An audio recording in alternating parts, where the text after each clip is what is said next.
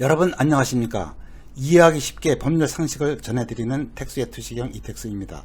이번 시간에는 구토지대장으로 소유권 등기를 할 수 없는 이유와 예외라는 주제로 말씀 올리겠습니다. 우선 구독, 좋아요, 알림 설정 부탁드립니다. 토지에 대하여는 토지 등기부 등본이 있고 토지 대장이 있지요. 소유권이 인정되려면 토지 대장이 아니라 토지 등기부 등본에 소유자로 등재되어야 합니다. 그리고 토지대장에는 구토지대장이라는 것이 별도로 있는 게 아니라 토지대장의 양식이 여러 차례 바뀌면서 현재는 전산화된 토지대장을 사용하고 있는데, 그 이전에 사용되던 토지대장은 전부 구토지대장이라고 보시면 되겠습니다. 구토지대장도 일제강점기 때의 것이 있고 최근까지 사용되었던 것이 있어서 시대의 순서에 따라 그 종류가 여럿입니다. 공문서는 일정 보존연한이 되면 폐지하는 게 원칙인데, 구토지대장에는 과거의 그 중요한 사항이 기재되어 있어서 정부에서는 이를 영구 보존하고 있습니다. 부동산등기법 65조에 의하면 미등기 토지에 대하여 보존 등기를 할 수 있는 경우로서 1.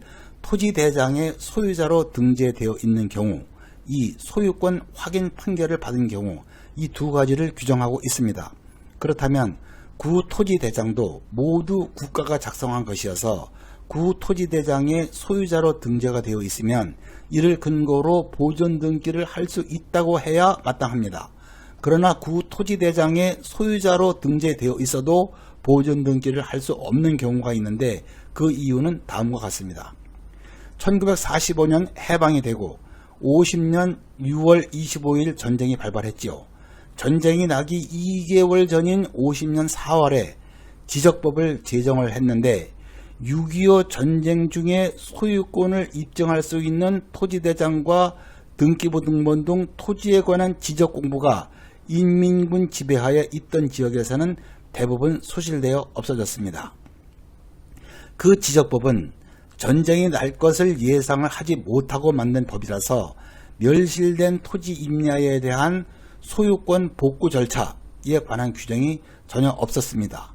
그러다가 6.25가 끝나고 22년이 지난 1975년 12월 31일에 가서야 지적법을 개정을 하면서 소유권 복구 절차에 관한 규정을 두게 되었습니다.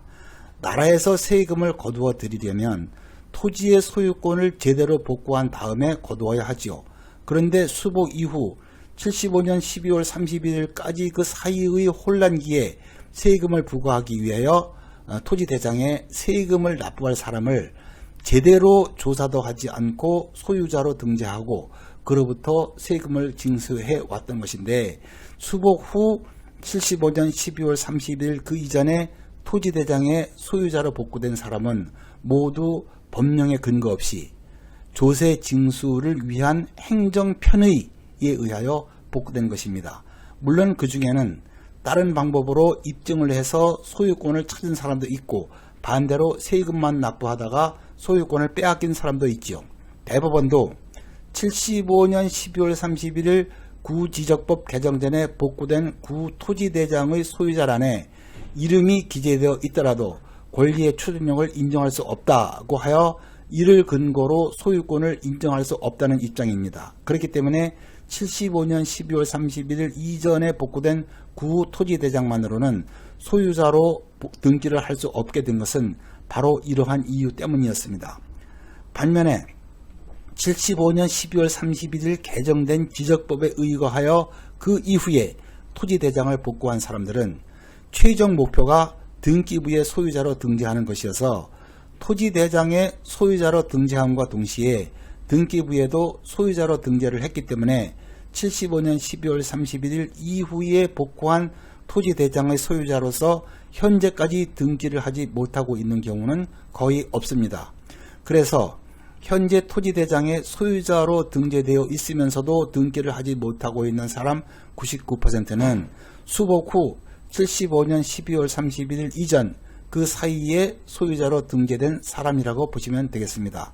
그리고 앞서도 말씀드렸듯이 부동산 등기법 65조 2호에 의하면 미등기 토지에 관하여 소유권 확인 판결을 받아 소유권을 증명하면 보존 등기를 할 수 있다고 했습니다. 이때 그러면 누구를 상대로 하여, 즉 누구를 피고로 하여 판결을 받아야 하느냐. 이에 대하여 대법원은 1. 토지 대장상 소유자로 등록되어 있는 자가 있는 경우에는 그 대장상 명의자를 상대로 소유권 확인 판결을 받으면 되고, 2. 대장상 소유 명의자가 없거나 있어도 누구인지 알 수 없는 경우에는 국가를 상대로 소유권 확인 판결을 받아야 한다는 입장입니다. 그렇다면 토지 대장의 소유자로 등재가 되어 있으면 그를 상대로 소유권 확인 판결을 받아야 하는 게 원칙이지만 수복 후 75년 12월 31일 이전에 토지대장에 등재된 소유자는 여기에 해당하지 않습니다. 왜? 대법원이 말하는 소유권 확인 판결의 피고가 되는 대장상의 소유자는 토지대장을 근거로 소유권 등기를 할 수 있는 사람이라야 하는데 75년 12월 30일 이전의 대장상의 소유자는 그렇지 않기 때문입니다. 결국 이 경우에는 대장상의 소유주 명의자가 없는 걸로 보고 국가를 상대로 소유권 확인 판결을 받아야 합니다. 여기에 그 중요한 예외가 있습니다. 구토지대장이라도 6.25 전쟁 이전에 국가가 법적 근거에 의하여 적법하게 작성한 경우에는 권리의 추정력이 있어서 소유자로 인정이 된다는 것입니다.